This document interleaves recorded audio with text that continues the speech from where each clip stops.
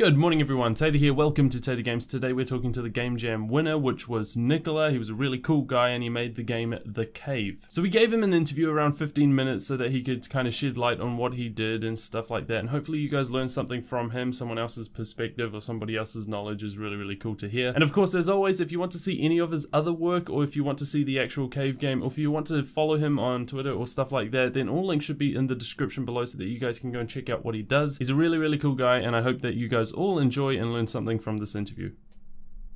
So what's your name, man? Nikola is my name, or Cali Dev. Nikola. Yep. Okay. Like Tesla, Nikola Tesla. Tesla. Oh, like Nikola Tesla. That's the one, right? Yep. First of all, like, I was really actually impressed with your game, man. It was amazing that you managed to do that, especially that it was in 3D, which was like one of the very few that were in 3D that had an amazing aesthetic to it, everything like that. And I know it's just like I saw the volumetric lighting, I was like, oh, this guy's got it going on. It's like the moment I saw those screenshots and stuff like that. I thought it was like because I mean when I played it, the first thing that came to mind was The Witness. Like, did that inspire you in any way for this? Well, I've been trying to make a similar game, if you could say. The whole the rotation puzzles, there was a mobile game that I was trying to make, but the positions of the pieces to be rotated, I couldn't get it to work on the mobile game.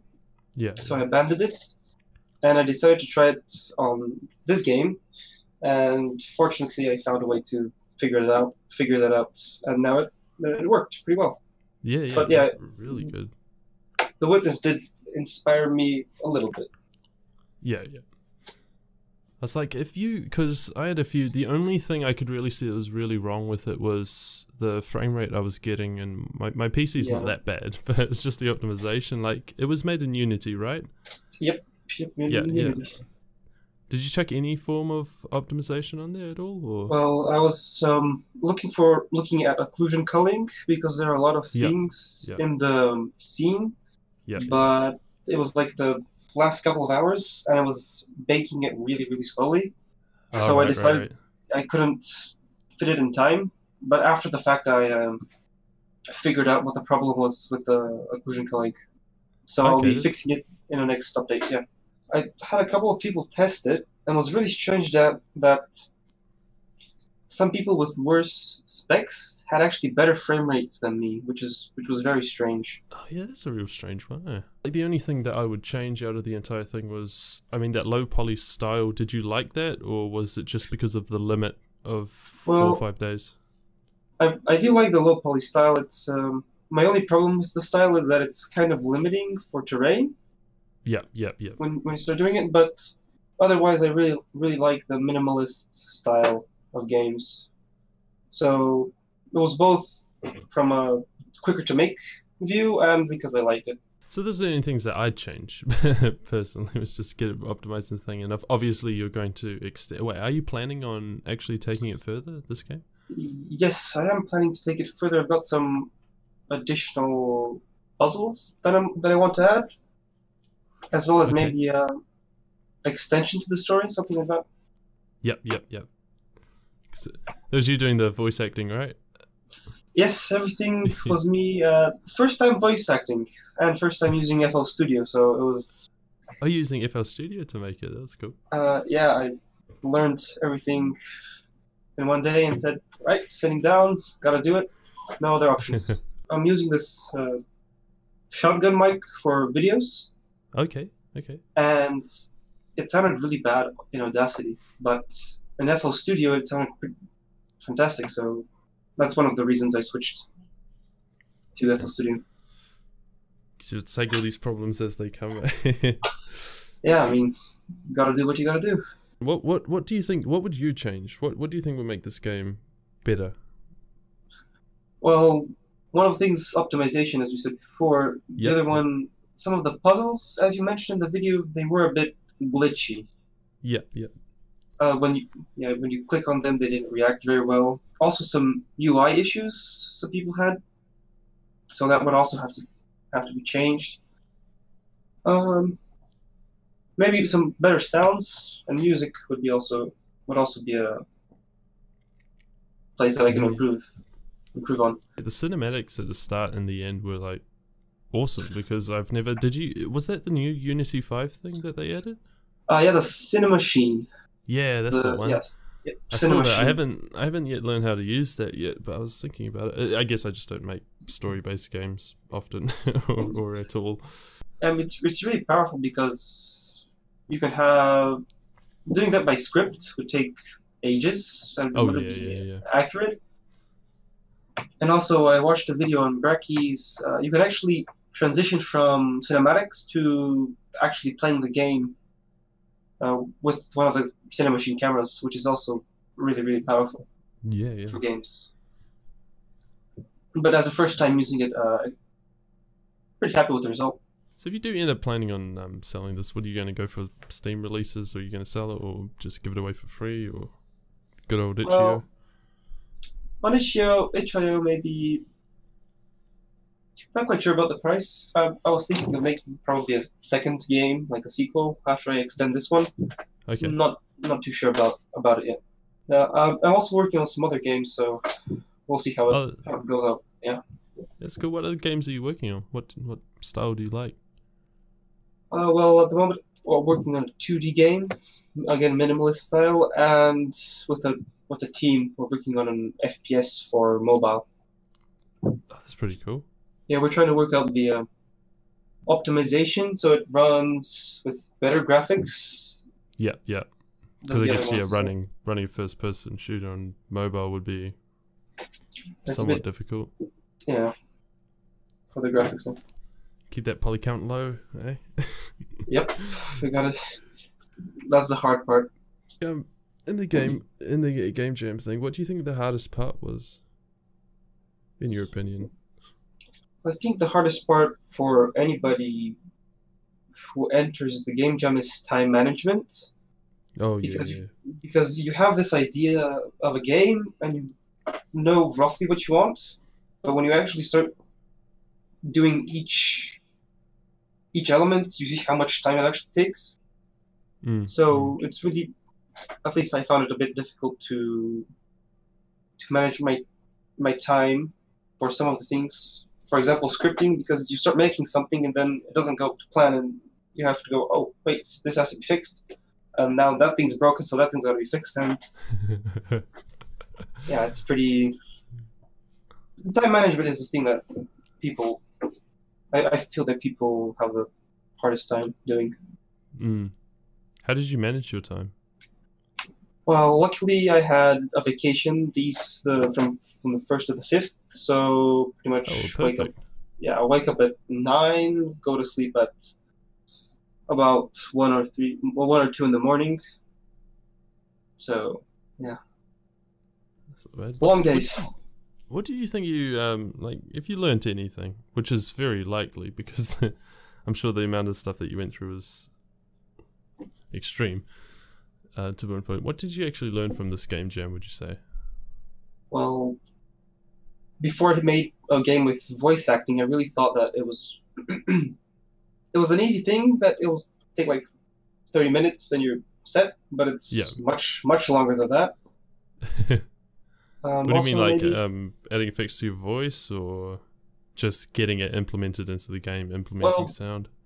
Making it sound good, since I haven't had any sort of training for voice acting, so I had no clue how to make it good, and also nailing the other voice, since I'm working with one voice, to make it different. Yeah.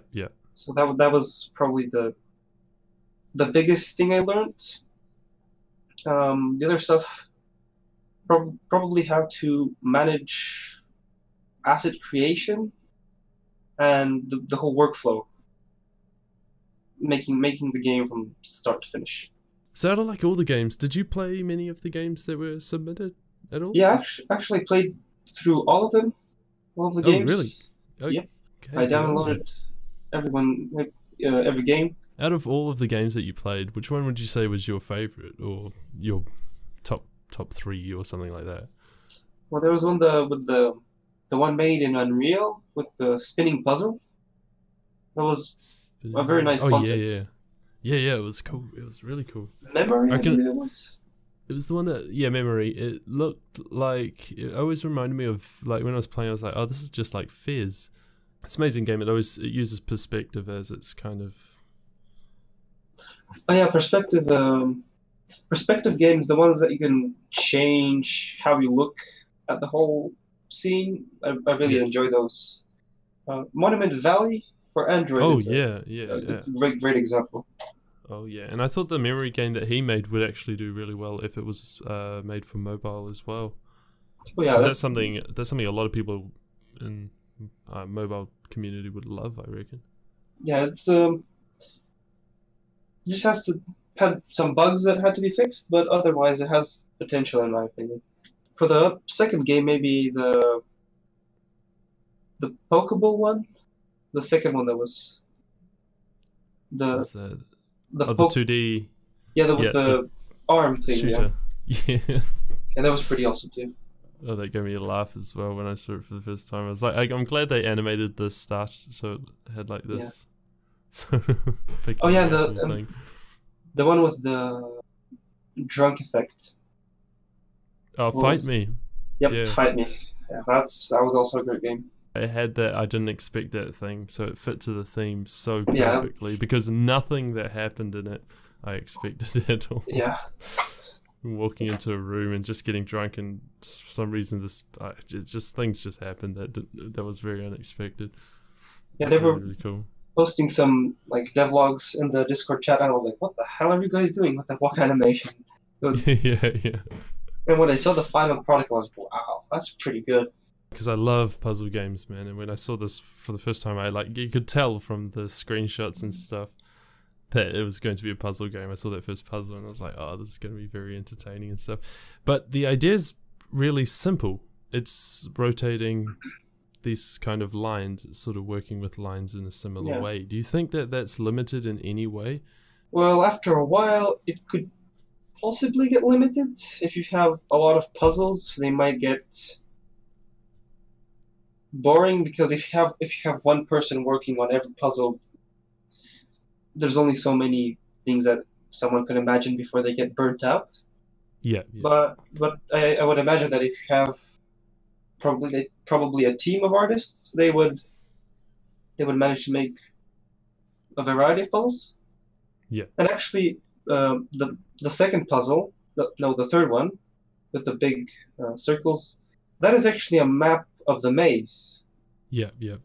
You did fill those rooms out very well, and it's like the level design and stuff was almost perfect, because I like that progression of how you move from one room to the other, and I love the fact that the lights turn on and all of that stuff was really, really cool. And I was thinking to myself, this guy must have added some Easter eggs somewhere in this game. Were there any Easter eggs, or was it just... Well, did you explore the whole maze? No, I went through the path that I thought would work, and it just so happened that was the path that worked. Well, that was the first time I played, and the second time I played was for recording purposes, and I think I just did run around there a little bit. I came across not much of interest. Well, there was a broken pipe that was shooting out flames. Yep. Yeah, and then there was a room behind that.